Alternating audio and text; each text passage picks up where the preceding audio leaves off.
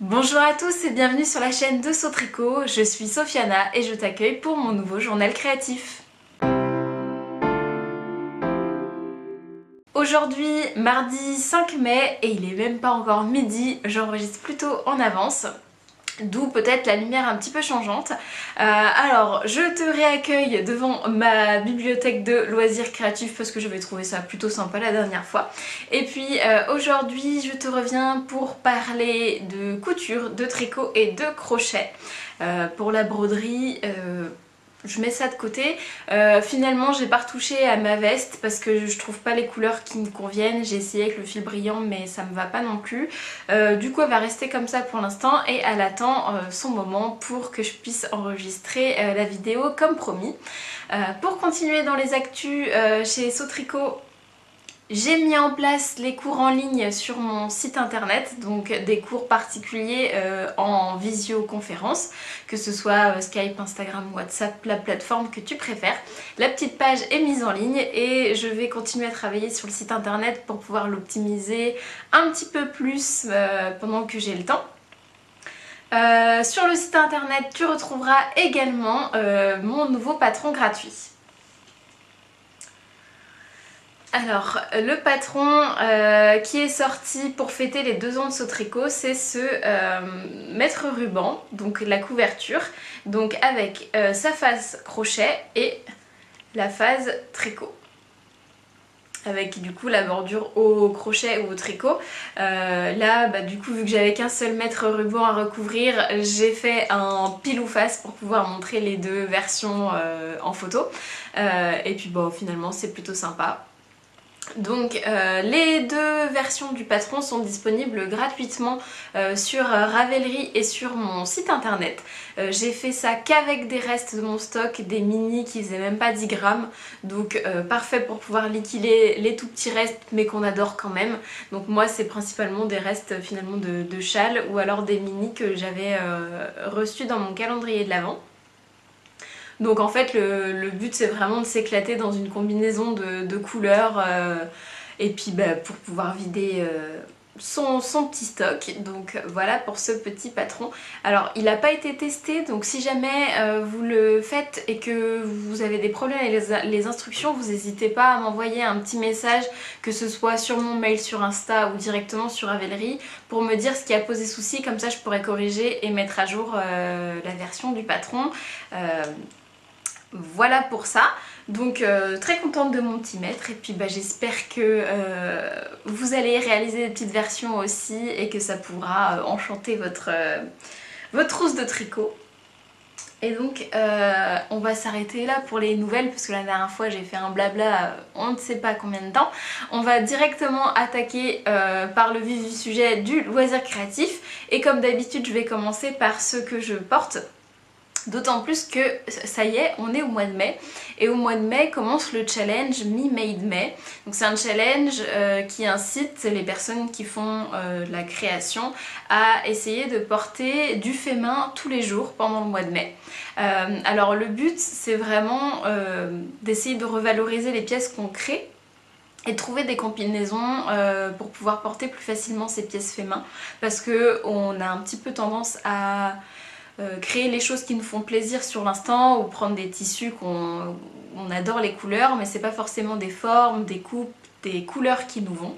Donc là le but c'est vraiment de se recentrer sur sa garde-robe et de pouvoir faire tourner ses créations et de voir qu'est-ce qu'on arrive à combiner ensemble, qu'est-ce qu'on porte le plus souvent, dans lesquels on est à l'aise et de pouvoir ensuite créer un bilan et de voir les pièces qui nous manquent par exemple ou les pièces que on a fait plein de fois et qu'on a envie de refaire parce qu'on est très bien dedans. Donc moi je participais à ce challenge, alors sans pression, on y va à la cool, pas obligé de poster sur les réseaux sociaux quand on participe au challenge, c'est vraiment un challenge personnel. Dans mon cas, je vais poster mes tenues quand il y en aura en story sur mon compte pro, donc Sautricot Création. Autant vous dire que les week-ends fériés, moi je passe mon temps en jogging et en peignoir, donc je ne testerai pas du fait main. Faudra que je pense à faire un peignoir fait main, mais comme le mien tient encore la route, j'ai pas envie de créer à nouveau et de bazarder l'autre alors qu'il est très bien. Pour les jogging, même chose. Donc le week-end pour moi c'est moumou, et puis la semaine je me change pas tous les jours, donc je vais pas poster tous les jours genre 2 fois la même tenue. Je pense que bon, on est plusieurs dans ce cas-là, donc et on a l'impression dans ce genre de challenge qu'il faut toujours se changer, il faut toujours avoir des nouvelles choses à montrer, alors qu'en fait moi souvent je porte 2 fois le même pull dans la même semaine et c'est pas grave, ça marche aussi. Donc je vous montre mes tenues à titre indicatif pour que vous puissiez voir comment j'arrive à sortir mes pièces fait main et les pièces qui sortent le plus souvent de mon dressing. Je ferai le bilan comme j'avais fait pour ma vidéo ma garde-robe adorée. Et puis je vous dis ce que je porte là tout de suite. Donc tenue entièrement fait main cette fois, avec le Trop Top d'Ivaness. Que j'ai cousu il y a maintenant 2 ans, c'était pour l'enterrement de vie de jeune fille d'une amie. Le Trop Top d'Ivaness. Ah, excusez-moi pour le tabouret. Alors, le Trop Top d'Ivaness, on est sur la version avec basque à la taille. Il y a des pinces sur le devant, c'est une coupe qui est quand même assez large. Alors moi j'avais fait sur les manches un détail festonné, donc je vous montrerai plus de près après, et dans le dos on a une patte de boutonnage qui s'arrête à la basque avec un col V dans le dos.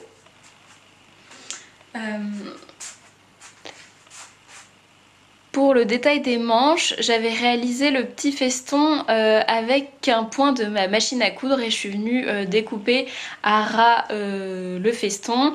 Donc pour vous montrer le dos d'un peu plus près. Et fini au biais.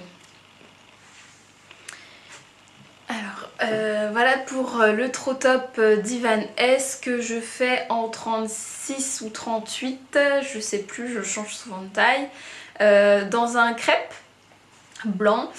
Pour les petits festons, si votre machine à coudre n'a pas le petit point, vous pouvez les réaliser avec une parmenture. Atelier Zvilla, on a parlé dernièrement dans son épisode de podcast. Donc le Trop Top, vous le connaissez bien maintenant ici, je le fais très souvent. Celui-là, depuis qu'il est fait, je le mets très régulièrement parce que j'aime bien sa coupe ample. C'est assez respirant, ça colle pas les aisselles, donc pour la transpiration c'est nickel. Et puis on m'a fait remarquer souvent oh t'as pas de ventre, etc. Bon, je suis peut-être mince, mais moi j'ai le ventre qui gonfle très régulièrement, j'ai mes règles comme toutes les femmes de la planète, voilà, donc je mets rarement des choses moulantes au niveau du ventre. Donc pour le Trop Top, c'est ça que j'aime bien, c'est qu'en fait, comme sa coupe est ample, voilà, avec la basque en plus, on voit pas le ventre du tout. Donc je pourrais même être enceinte, hein, ce qui n'est pas le cas, il y a quand même de la marge. Voilà. Et en dessous du coup, cette fois je porte du moulant et donc je porte une jupe fait main.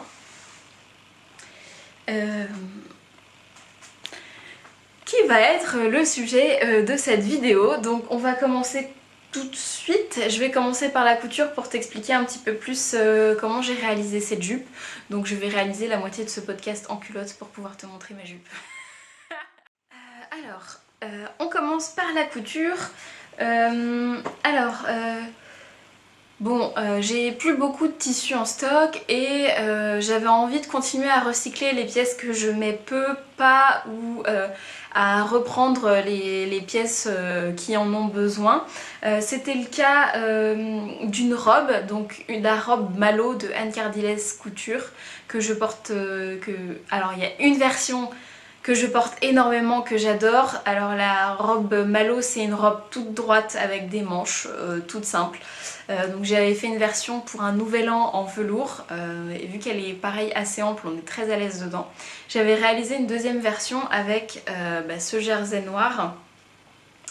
Et j'avais essayé de faire des manches avec de la dentelle et que j'avais prolongé parce que la robe Malo s'arrête au coude et je voulais des manches à peu près 3/4. Sauf que j'ai mal fait la chose. pour allonger les manches, ce qui fait qu'elles étaient très serrées. Donc à chaque fois que je pliais le bras, j'étais saucissonnée. C'était très désagréable, donc j'ai décidé de la reprendre. Donc, et au final, j'ai pas repris la robe, mais j'ai fait 2 pièces. Donc j'ai fait cette jupe et j'ai réalisé, enfin j'ai repris un sweat pour mon chéri. Alors, je vais d'abord commencer par le sweat parce que c'est dans cet ordre-là que je l'ai fait. Donc, mon chéri avait un sweat que je lui avais fait main. Voilà, tiré du patron des Beaux Gosses, du sweat, comment il s'appelle ? Je sais plus, que je réalise très régulièrement. Je l'ai fait déjà plein de fois, j'en ai fait pour mes parents, j'en ai fait pour mon frère, j'en ai fait un pour moi, donc je connais le patron par cœur maintenant. Et donc je lui avais réalisé la version basique avec ce tissu matelassé bleu marine. Alors je l'avais acheté au quartier des tissus à Montaigu, et donc il était entièrement bleu comme ça. Et ça faisait un petit peu pyjama, d'ailleurs ses collègues lui ont dit que ça faisait pyjama, donc autant vous dire qu'une fois que les collègues ont dit ça, bah ils voulaient plus le mettre. Donc il le portait plus du tout et je trouvais ça dommage d'avoir une pièce fait main qui porte pas, surtout qu'il manque cruellement de sweat dans sa garde-robe.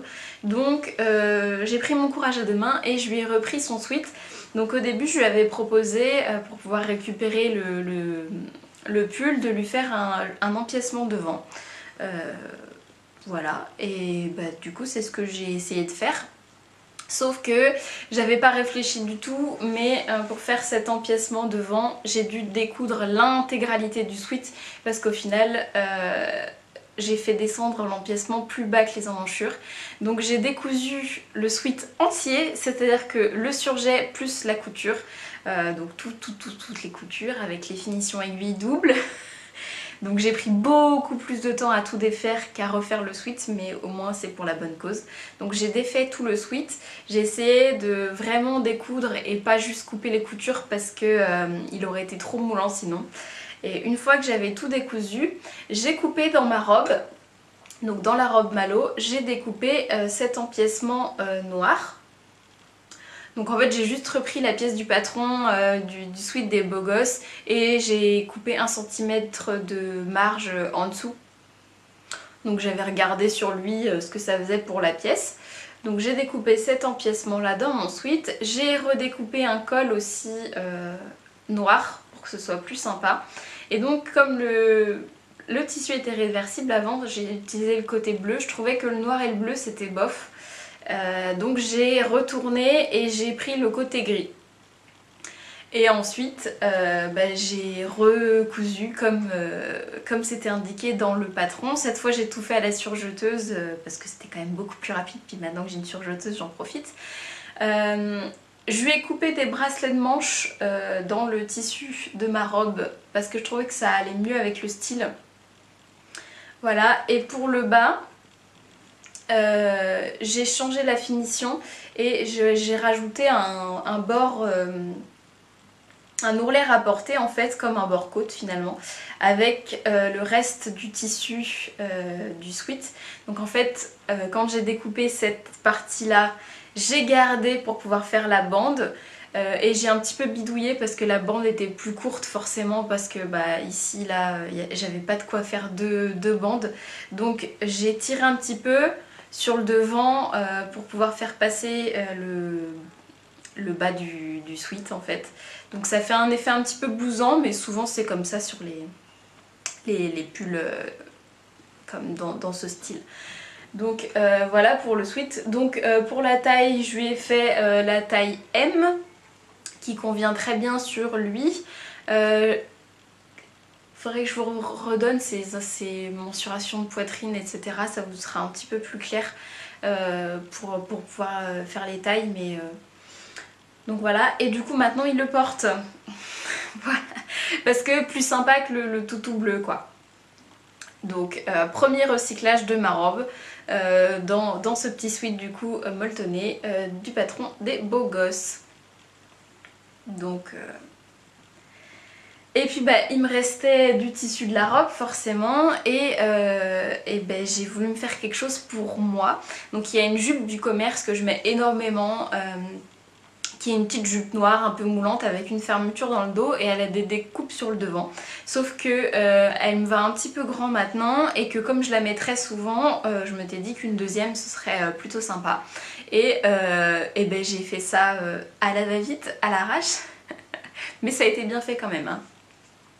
Donc en fait dans le haut de ma robe, parce qu'en fait l'empiècement du switch je l'ai découpé dans le bas, là où il y avait le plus de matière, puisque c'était là où il y avait mes hanches pour pouvoir passer son torse à lui. Et dans le haut de ma robe, donc au niveau de l'encolure, il me restait les deux côtés de ma robe et j'ai réussi à passer ma jupe. Donc comment j'ai fait? En fait sur ma robe j'ai placé ma jupe du commerce que j'aime beaucoup sur directement l'empiècement de ma robe et avec une crétailleur qui pour chez moi n'est pas une crétailleur mais un bout de savon. Donc les fins de savon je m'en sers justement pour pouvoir marquer mes tissus foncés, ça marche très très bien et ça part à l'eau. Donc si vous voulez l'astuce, testé et approuvé. Donc j'ai fait le contour de ma jupe sur ma robe, j'ai découpé mes pièces et puis j'ai simplement surjeté les deux côtés, donc ici. J'ai essayé sur moi, c'était parfait, alors c'est moulant mais c'est pas gainant. Donc très très agréable, le tissu est assez épais donc on voit pas à travers. Et pour la finition, j'avais cet élastique dans mon stock. En fait j'avais acheté cet élastique pour faire un caleçon à Francis à la base. J'avais regardé les mensurations qui étaient données dans le patron de Étoffe Malicieuse pour le boxer, comment il s'appelle le caleçon? Je sais pas, c'est le boxer, voilà. Et en fait c'était beaucoup trop petit pour Francis, je pense que l'élastique est un peu raide, donc ça allait pas, donc je l'avais mis de côté et au final quand je l'ai ressorti là, j'ai regardé au niveau de ma taille et c'était nickel, donc je me suis dit que c'était sympa, cet élastique avec cette petite bande, ça fait un peu un effet sportswear. Voilà, donc pour la finition, c'est le même principe qu'une jupe élastiquée puisque c'en est une, c'est juste qu'on n'a pas l'habitude de voir les jupes élastiquées en jersey. Alors j'ai surjeté le bord de ma jupe et après je suis venue placer mon élastique dessus. Et j'ai cousu en point zigzag comme ça. Donc moi pour me faciliter la tâche et pour pouvoir avoir un rendu qui soit à peu près régulier, toujours avec mon petit bout de savon, j'ai été marquer 1 cm sur tout le tour de ma jupe en jersey. Donc j'ai fait vraiment une ligne. Et une fois que ma ligne était faite, je suis venue à poser mon élastique dessus pour que l'élastique soit vraiment au bord de la ligne. Et j'ai épinglé et après je suis venue coudre en point zigzag. Donc point zigzag tout bête de la machine à coudre, hein. Et ce qui fait que du coup à l'intérieur j'ai vraiment mon centimètre sur tout le tour, voilà, et j'ai une finition propre et j'ai pas de bourrelet ou de surplus qui soit un peu disgracieux et gênant au niveau de la taille. Alors j'ai des points qui ont sauté un petit peu parce que ma machine avait du mal à gérer l'élastique qui est à l'intérieur. Donc des fois ça sautait mes points, mais en général c'est bien passé. Et donc voilà. Après il n'y avait plus que l'ourlet, donc pareil j'ai fait un ourlet. Alors moi je suis pas une fanat de l'aiguille double donc j'ai fait un point zigzag également. Voilà. Et ça se passe très bien.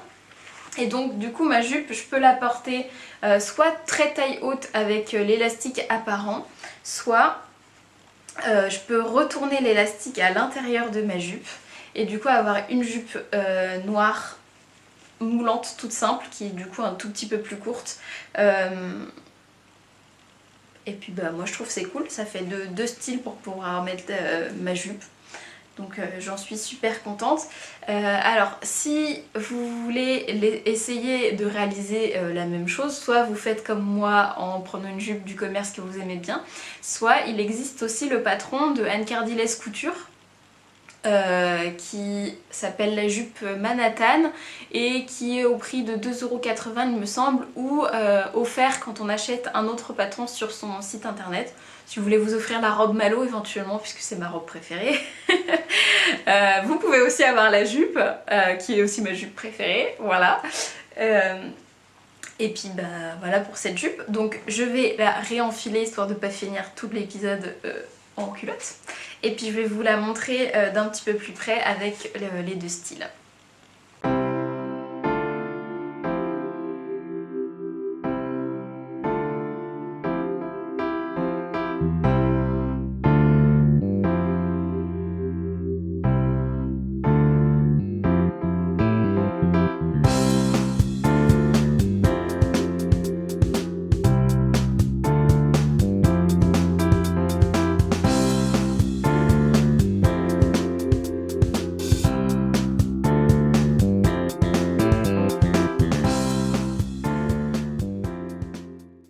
Donc voilà ce que je voulais vous montrer en couture pour cette semaine. Alors j'ai fait 2-3 autres petites choses, mais je préfère vous montrer les choses finies pour la couture, je trouve ça un petit peu plus parlant. Donc recyclage encore une fois, vous voyez qu'on peut faire deux pièces totalement différentes dans une pièce qui n'avait rien à voir à la base. Donc d'une robe j'ai réussi à faire une jupe pour moi et à customiser un sweat pour mon chéri. Et ce sera du coup deux pièces qui seront beaucoup portées, contrairement à la robe que je mettais pas du tout. Donc voilà pour la couture. Je vais enchaîner avec le crochet parce que j'ai juste une petite chose à vous montrer. Alors, je t'ai demandé dans le dernier épisode si je faisais plutôt la dinette ou la poupée pour mon neveu. J'ai eu beaucoup plus de retours pour la dinette qui du coup est beaucoup plus mixte et traverse un petit peu plus d'âges différents, et apparemment il y a des enfants qui ont peur des poupées. Donc je prends pas de risque et je me lance du coup dans la dinette pour mon neveu. Alors j'ai fait le tour des restes de laine que j'avais, j'ai tout mis dans un sac. J'ai de la chance parce que j'ai les couleurs à peu près qu'il faut. Donc pour une dinette de base, ce que j'avais vu sur internet, c'est qu'il faut du rouge, du vert, du jaune, du blanc. Et puis il me semble que c'est à peu près tout. Après si on veut faire d'autres légumes, du violet éventuellement pour faire des aubergines, des raisins, etc. Donc dans mes restes j'avais ces couleurs là et je me suis lancée dans mon premier fruit. Et pour mon premier fruit, mon neveu, il est tout petit, il vient d'avoir 1 an, donc il est fan de bananes. Donc je lui ai fait une banane en crochet. Alors, le patron, je vous l'inscris là, c'est un patron gratuit en anglais que j'ai trouvé sur Ravelry, mais il a des schémas pour pouvoir expliquer comment se fait la banane, et il y en a aussi en français de la dinette, mais c'est vrai que je fais plus en fonction du style et comme ça me gêne pas de crocheter en anglais, voilà. Donc pour la petite banane, les fils dans le blanc, ça doit être un mélange de reste de je ne sais pas d'où parce que c'est dans les stocks que m'a donné mon voisin. Le jaune c'est de la cheval blanc. Et je ne sais plus quelle qualité, je l'écrirai aussi en bas. Alors la petite banane en fait elle est faite du haut vers le bas, donc c'est crocheté, on commence par un cercle magique puis on augmente. On vient faire toute la partie blanche et en fait on vient crocheter ensuite la partie jaune directement dessus. Il n'y a aucune couture et il n'y a aucun assemblage sur ce crochet là. Donc en fait on vient faire la petite peau épluchée avec des systèmes de brides, etc. Et ensuite on vient continuer sur la peau directement en cercle en fait. Donc c'est hyper bien pensé.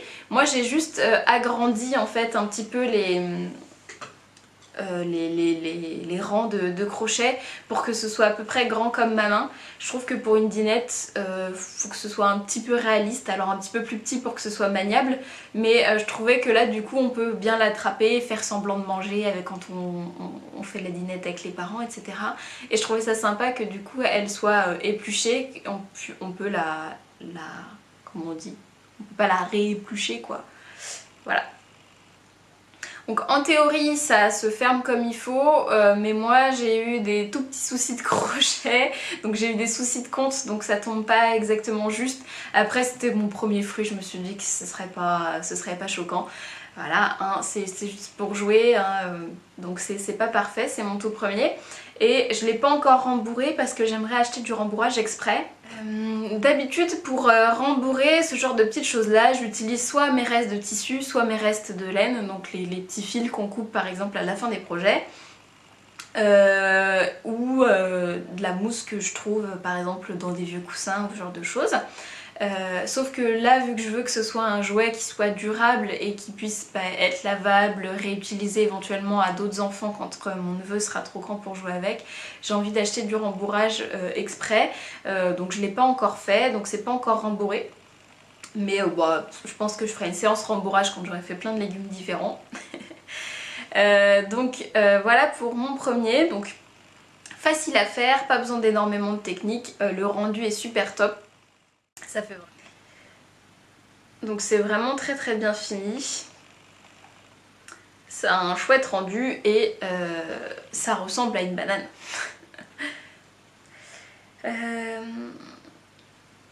Donc voilà pour le crochet. J'ai fait une grosse sélection de patrons sur mon Ravelry. Donc si tu as envie d'aller jeter un œil sur les choses que je vais faire, tu es invité à rejoindre Ravelry. Donc j'ai quand même trouvé beaucoup de choses plutôt fast food, donc des sandwichs, des tartelettes, des hamburgers, des trucs comme ça. Je me suis dit que j'allais quand même faire des fruits et légumes parce que bon, hein, on va essayer de faire que ce soit un enfant sain. Mais je trouve que le concept des trucs de fast food, j'ai trouvé beaucoup de choses à assembler et je trouve ça hyper sympa, c'est-à-dire qu'en fait on a tous les éléments du sandwich, donc on a vraiment tous les éléments à assembler, donc le pain, le fromage, etc. J'ai vu des patrons en français cette fois de tartelettes, donc avec le fond de tarte, les petits fruits à mettre dedans, la crème, pareil pour les gaufres avec de la glace et je trouve que ça change de ce qu'on voit d'habitude en dinette, en crochet, etc. Du moins ce que j'en connaissais. Hein. De pouvoir les assembler, j'imagine que quand il sera plus grand, ce sera vraiment intéressant de pouvoir jouer avec lui et de lui demander précisément, par exemple, une gaufre avec une glace à la fraise. Ça l'entraînera lui à reconnaître les couleurs, les goûts, etc. Et de pouvoir assembler et ramener son assiette à ses parents avec son petit assemblement, donc hyper mignon. Éventuellement, est-ce que ça vous intéresserait de faire un cal où on crochetterait de la dinette pour notre entourage? Parce que c'est vrai que c'est quelque chose qui va être quand même assez long à faire. Mais je pense que peut-être qu'à plusieurs ça peut être sympa de se donner des astuces, des patrons et puis de montrer chacun qu'est-ce qu'il a fait de sa dinette. Éventuellement, si ça vous intéresse, n'hésitez pas à me laisser dans les commentaires qu'on fasse ça ensemble. J'ai l'air un peu bête avec ma banane depuis tout à l'heure. Donc voilà pour le crochet, je pense que je ferai allez, un petit fruit par-ci par-là. Ce serait bien au moins un par mois, au moins à la fin de l'année. Il aura 12 légumes, c'est déjà pas mal pour pouvoir commencer, commencer une dinette. Donc il va falloir que je m'y mette hein, si je veux que ce soit prêt pour Noël. Et puis on va attaquer avec le tricot. Et là je me suis laissée emporter, on va dire ça. J'ai plus tricoté que ce que je pensais. C'est vrai que le test du gilet sophistiqué que j'ai lancé du coup la dernière fois me prend vraiment beaucoup de temps et beaucoup d'énergie parce que c'est des gens à gérer, chose que j'ai pas forcément l'habitude de faire. Et puis c'est beaucoup de remises en question pour savoir si les instructions sont correctes, si j'ai bien fait mes calculs, à chaque fois répondre aux gens. C'est hyper enrichissant mais c'est fatigant. Et du coup je pensais pas avoir tricoté autant mais finalement j'ai quand même super bien avancé. Je pense que vous allez être impressionnés autant que moi. Alors je vais commencer avec le plus gros projet.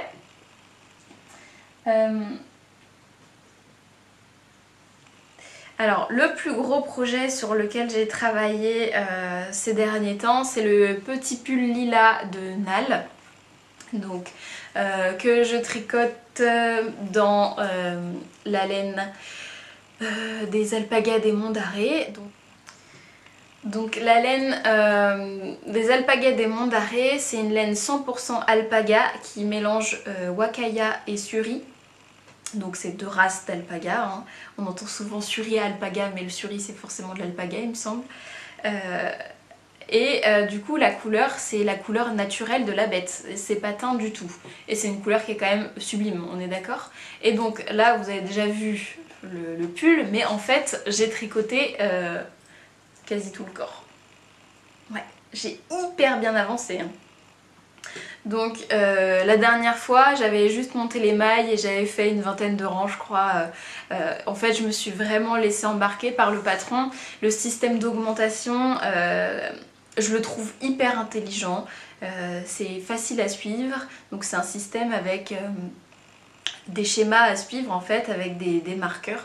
Moi je le trouve intuitif et j'ai vraiment apprécié suivre les instructions comme ça, j'ai trouvé ça... Alors il faut se mettre dedans parce qu'on n'a pas l'habitude de ce genre d'explication, mais une fois qu'on a compris, je trouve que c'est beaucoup plus simple à suivre et de savoir où est-ce qu'on est rendu. Alors indispensable pour ce patron, comme je disais la dernière fois, c'est le contrant. Donc là le mien est là, donc avec les petits anneaux ou alors les contrans où on pousse les petits boutons comme ça. Là c'est indispensable parce que ça marche que sous forme de rang en fait, le compte c'est pas des centimètres. Donc j'ai fini les augmentations et j'ai rejoint en rond les manches. Une fois avoir fini le col V en fait, donc c'est un petit pull avec un petit col V, et sur le devant il y a une petite dentelle. Et je pense que ça a avancé très vite parce que justement il y a cette dentelle qui est sur peu de rangs mais qui du coup rythme beaucoup le tricot parce que sinon c'est quand même principalement du jersey et vous savez ce que j'en pense. Mais j'ai été impressionnée de voir que ça avançait si vite. Donc en fait la dentelle est sur 14 rangs, donc à chaque fois je me disais bon bah une répétition ça fait 14 rangs. Allez j'arrive à la fin, je fais mon petit bout de dentelle et puis je recommence, etc. Donc c'est assez entraînant je trouve ce genre de motif. Donc j'étais déçue après avoir fini les augmentations parce que c'était vraiment ça qui m'intéressait dans ce patron. Mais finalement le corps est allé très très vite grâce à cette petite dentelle. Donc moi pour l'instant normalement il est recommandé de faire 11 répétitions de dentelle, j'en ai fait que 9 et je trouve que la longueur est bonne pour moi, surtout que je pense que l'alpaga va quand même se détendre avec la dentelle. Donc j'ai commencé à attaquer les côtes sur le bas. Je suis à la moitié des côtes, il faut faire 14 rangs, donc tout est en 14 et j'en suis à 7. Et après du coup il faudra que je reprenne les manches et que je fasse le col. Petit défi personnel, il me reste 70 grammes pour pouvoir faire ça. Est-ce qu'à votre avis ça passe? On va voir. Donc là en fait je pense que je vais peut-être utiliser l'échantillon pour pouvoir faire le col. Et après du coup il me reste à l'intégralité de ma laine pour pouvoir faire mes manches. Donc je vais faire deux cakes différents et je vais faire les manches en même temps pour pouvoir avoir les mêmes longueurs des deux côtés. Et puis pour pouvoir suivre la dentelle plus facilement. Voilà. Donc je suis très contente de ce pull, je le trouve très beau, je le trouve très bien construit, la laine est top, franchement j'adore travailler avec cette laine. Alors c'est un peu particulier parce que comme il y a beaucoup d'huile de filage, ça a tendance à m'assécher les mains et ça a un petit côté collant, mais je suis sûre qu'une fois lavé, comme sur mon échantillon, ça va vraiment avoir ce côté très souple et très aérien. Et c'est aussi très chaud parce que je l'ai essayé du coup plusieurs fois pour vérifier, alors déjà les emmanchures pour voir si ça tombait bien et la taille, et oh là là ça tient méga chaud rien que pour pouvoir l'essayer quoi. Et du coup pour les manches, c'est pour ça que j'ai essayé les emmanchures parce que c'était la première fois que je faisais ça. C'est des manches marteau ou contigu je crois, marteau sur le devant, donc en fait il y a une ligne ici et après ça repart tout droit, et dans le dos c'est un raglan. Donc ça tombe très bien sur moi et j'étais vraiment très surprise.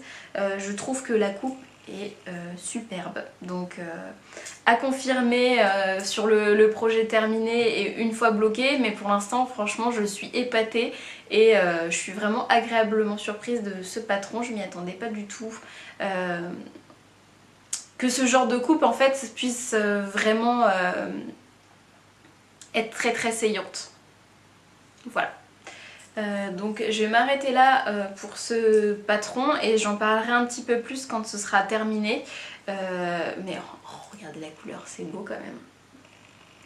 Mais donc voilà, c'est sur ce sur quoi j'ai travaillé le plus. En fait, une fois que les augmentations étaient terminées, c'était assez zéro cerveau dans à peu près, parce qu'en fait la dentelle se fait un rang sur deux et qu'il y a quand même que 20 mailles de dentelle sur tout le rang de jersey. J'étais assez surprise aussi parce que je trouve qu'en fait il n'y avait pas beaucoup de mailles sur le corps. Enfin, ça m'a paru beaucoup moins que le pull que j'avais fait avant, alors qu'apparemment les onces c'est censé être la même, mais comme c'est pas le même échantillon. C'est sûr que ces derniers temps, je tricote des échantillons qui sont très serrés, j'étais à peu près à 28 mailles à chaque fois, donc j'étais en 3 ou des trucs comme ça. Et là on est à 23, donc ça fait quand même une grosse différence, donc c'est peut-être aussi pour ça que j'ai l'impression que ça va très très vite et que je prends du plaisir à le tricoter. C'est que ça a une fibre totalement différente, des aiguilles totalement différentes, et du coup ça me change de ce que je faisais dernièrement, et du coup j'en suis très contente. Et j'ai envie de vous parler, je pense que je ferai ça un petit peu plus régulièrement maintenant, comme j'ai fait la dernière fois en fait. Je tricote et je regarde quelque chose en général, ou écoute, ou lis, ou n'importe quoi. Ce pull lilas, ainsi que le projet suivant en ce moment, il a été fait principalement devant cette série, donc Band of Brothers. Donc c'est une série qui a été réalisée par Tom Hanks et Steven Spielberg. C'est une série qui date parce qu'il me semble que c'est... Oh, je sais plus, mais je crois que ça doit être écrit dedans.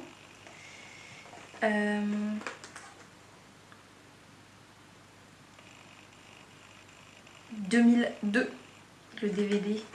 Donc il me semble que c'est 2000 ou 2001. Voilà, c'est une ancienne série qui du coup on a en coffret DVD. Hein, je pense qu'il y a quand même encore peu de gens qui regardent des séries sur DVD. C'était une série, et c'est toujours des séries préférées de Francis et que j'avais jamais regardée. Et Élise et son chéri regardent aussi cette série qu'ils adorent, donc Francis m'a motivée à la regarder également. Et donc Band of Brothers, en fait, c'est une série sur l'armée, enfin une compagnie de l'armée américaine qui arrive pendant le débarquement en Normandie, donc pendant la Seconde Guerre mondiale, et on suit cette compagnie pendant toute la fin de la guerre en fait. Et donc chaque épisode est construit sur un combat stratégique pendant la Seconde Guerre mondiale. Il y a aussi plusieurs aspects, on a aussi des épisodes par exemple sur les médecins ou spécialisés comme ça. Alors, série à regarder qui est vraiment très très bien faite, c'est très bien réalisé. Moi j'ai eu un petit peu mal à rentrer dedans parce que j'ai du mal avec la violence en général. Donc je préfère le préciser, âme sensible s'abstenir. C'est quand même une série sur la Seconde Guerre mondiale, donc avec beaucoup de violence, beaucoup de choses injustes aussi, donc qui peut être un petit peu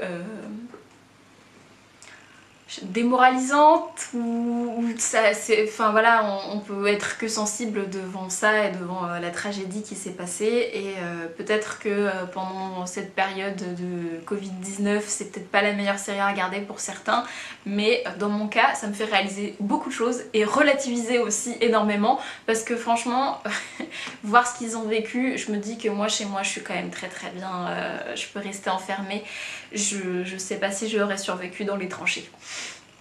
Donc voilà,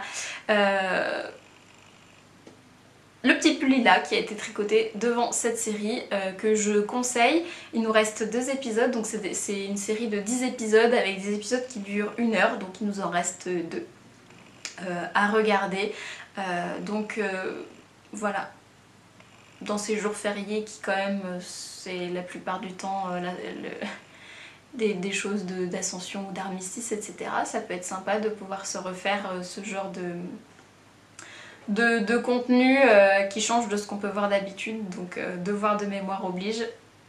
Voilà, vous pouvez aller regarder Band of Brothers.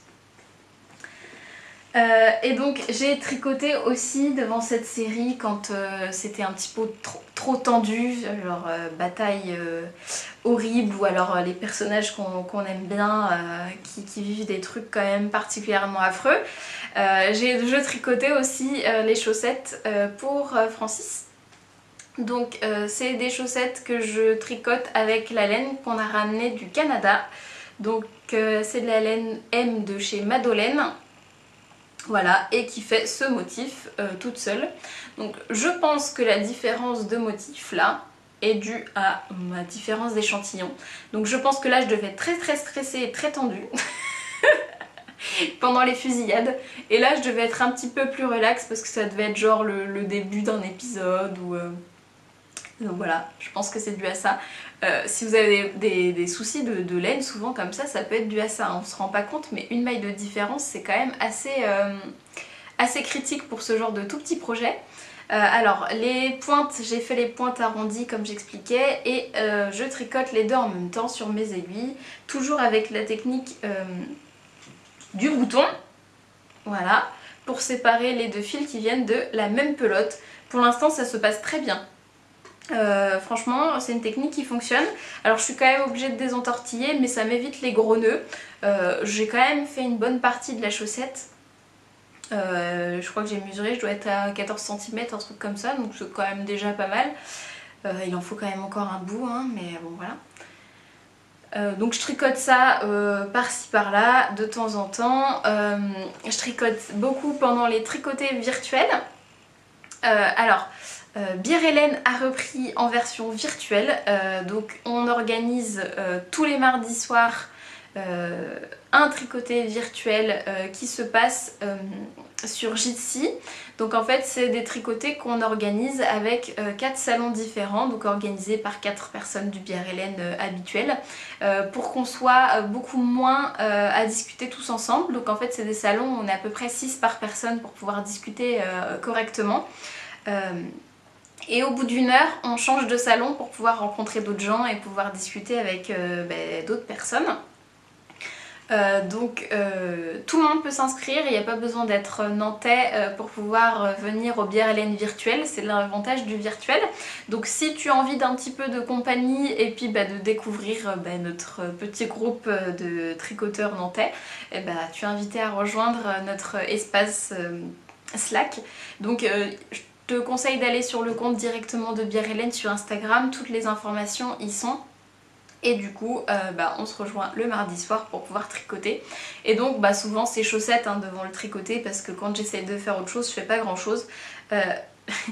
J'ai encore mon marqueur mardi dernier pour le tricoter, j'ai mis un marqueur pour voir ce que j'avais tricoté pendant le Bière Hélène et voilà mon résultat. J'ai vraiment pas fait grand chose, hein. Il y a genre 4 ans. Et en plus je suis sûre que j'en ai fait un encore après. Donc bon. Comme d'hab, moi je passe plus de temps à discuter, à regarder ce qui se passe autour que de tricoter. Donc ma petite paire de chaussettes qui avance doucement pour Francis. Et comme j'avais pas assez de projets sur mes aiguilles, je pense qu'en fait le monoprojet ça m'a un petit peu démangé. Et là j'ai eu envie de monter plein de trucs. Donc en fait dimanche soir, franchement j'étais pas de bonne humeur du tout. Toute la journée j'étais hyper ronchon, j'avais pas envie et je me suis dit que monter une nouvelle paire de chaussettes ça me ferait du bien. Et en plus de ça de monter un nouveau design. Parce qu'en fait je me prends la tête sur tous mes designs etc. Mais j'ai quand même envie d'en faire de nouveaux. Et donc j'ai monté ça dimanche et ça m'a fait un bien fou. Franchement j'étais hyper détendue, j'étais concentrée sur ce que je faisais en fait sur ma chaussette. Et du coup j'ai oublié tous les trucs qui me prenaient la tête. Que je sais même pas ce que c'était d'ailleurs. Il y a des jours comme ça où voilà ça va pas mais on sait pas pourquoi et c'est pas grave. Donc j'ai monté ma paire de chaussettes. Alors du coup nouveau design. Petit mot sur le design, je me suis posé la question, est-ce qu'on ne devrait pas dire juste nouveau modèle ou nouveau patron? Est-ce qu'on n'est pas plutôt... Alors, est-ce que moi je me considère comme designer? On me pose souvent la question, pour l'instant j'en sais trop rien, on va dire que je fais des patrons. Mais je pense que le mot qu'on devrait utiliser, ce serait pas designer mais modéliste, je pense.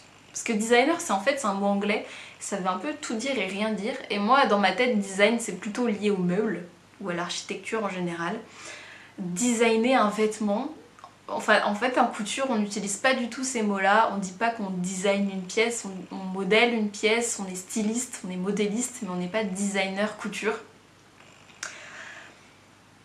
Voilà, je me suis posé cette question, s'il y en a d'autres qui se sont posés la même éventuellement, est-ce qu'on ne devrait pas du coup dire modéliste tricot ou styliste tricot plutôt que designer ou designeuse? Bref, voilà, la question me reste en suspens là.